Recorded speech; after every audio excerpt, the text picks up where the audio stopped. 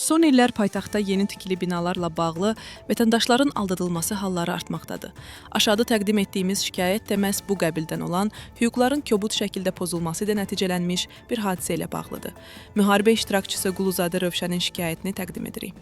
Mən 2-ci Qarabağ müharibəsi veteranı Quluzadə Əzizağa Rövşənoğlu, İnşaat Konstruksiyaları MMC tikinti şirkətinin rəhbərləri Rauf Əliyev, Rəsul Əhmədov və Zahir Nəcəfov tərəfindən aldadılmışam.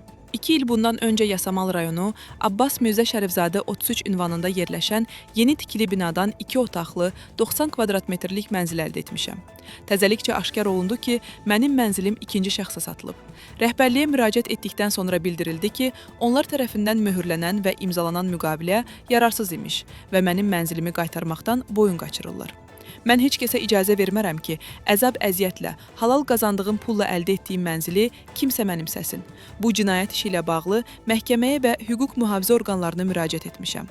Xahiş edirəm, mənim işimə ciddi şəkildə baxılsın, köməklik göstərilsin.